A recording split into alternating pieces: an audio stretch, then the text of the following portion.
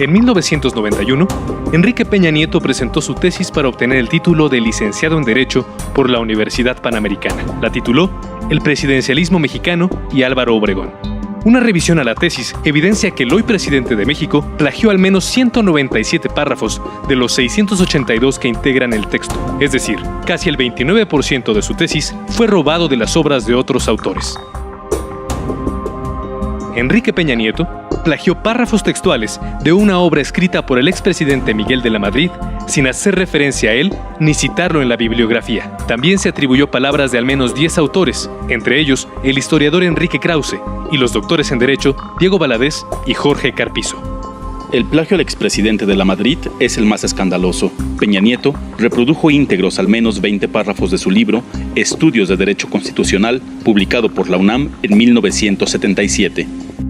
Este es un extracto del capítulo 4 de su tesis, idéntico a la página 37 del libro del expresidente de la Madrid.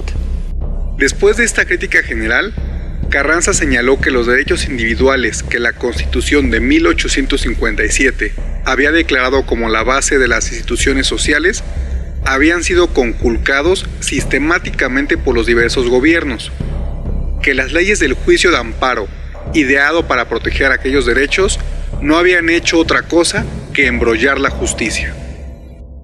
Este no fue el único caso en que el actual presidente de México copió párrafos sin aclarar que no eran de su autoría. En la introducción de su tesis, Enrique Peña Nieto invitó a sus lectores a hacerle comentarios. Su asesor fue el doctor en Derecho Eduardo Alfonso Guerrero Martínez, actual magistrado del Poder Judicial de la Ciudad de México. En su currículum, se afirma que el funcionario ha dirigido más de 193 tesis y ha sido jurado en más de 367 exámenes profesionales.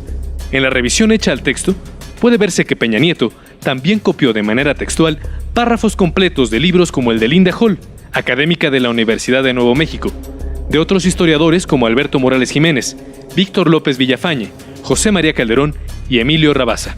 También de los doctores en Derecho Felipe Tena Ramírez y José de Jesús Orozco Enríquez, actual integrante de la Comisión Interamericana de Derechos Humanos y ex magistrado electoral. A los mismos autores, Peña Nieto los citó de forma ocasional. No les atribuyó los párrafos que copió como de su autoría o rara vez usó comillas. Por ejemplo, en el apartado 3.1 de su tesis, Peña Nieto contó la vida de Álvaro Obregón en 36 párrafos, pero 35 fueron copiados de manera exacta de 2 libros: Hombres de la Revolución Mexicana, de Alberto Morales Jiménez, y Así fue la Revolución Mexicana, un compendio editado por el Consejo Nacional de Fomento Educativo en 1985.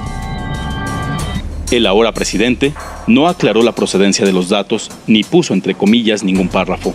Solo al final, en el último párrafo, incluyó una cita al pie para mencionar los 2 libros, sin aclarar que el contenido de las 9 páginas anteriores de su tesis eran párrafos que copió textuales. Los pasajes de los libros que Peña Nieto seleccionó para su tesis suelen aparecer cortados de forma abrupta. Por ejemplo, en la página 23, Peña Nieto plasmó cómo se creó la figura presidencial en México. El párrafo en el que describe ese acontecimiento es casi idéntico al escrito por el jurista Jorge Carpizo en su libro El presidencialismo mexicano. Pero Peña Nieto cercenó la parte en la que dice que la propuesta incluía la posibilidad de remover al presidente. Enrique Peña Nieto también plagió de manera casi textual 6 párrafos del libro Génesis del presidencialismo mexicano, del historiador José María Calderón. Lo mismo hizo con el doctor en Economía Víctor Manuel López Villafañe, quien es director del Centro de Estudios sobre Norteamérica del Tecnológico de Monterrey, a quien no citó ni siquiera en la bibliografía de su tesis.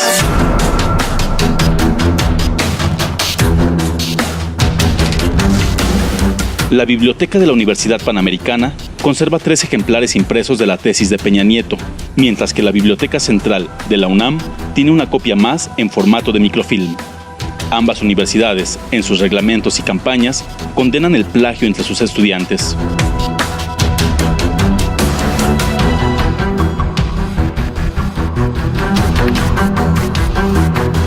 En el año 2012, el expresidente Miguel de la Madrid falleció en la Ciudad de México, a los 77 años de edad. De la Madrid, estudió Derecho en la UNAM y un posgrado en Administración en la Universidad de Harvard. Y cuando dejó la presidencia, fue director del Fondo de Cultura Económica, la principal editorial pública del gobierno mexicano. Un día después de su muerte, el entonces candidato a la presidencia, Enrique Peña Nieto, acudió al homenaje que se realizó en honor a De la Madrid. La prensa mexicana recuperó las palabras de Peña Nieto a la memoria del expresidente, donde dijo que había dejado un gran legado.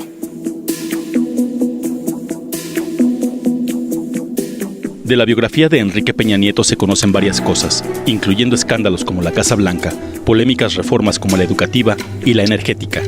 Pero lo que no se conocía del hoy mandatario mexicano es esta nueva historia que lo muestra como un hombre que pudo pasar de plagiador a presidente.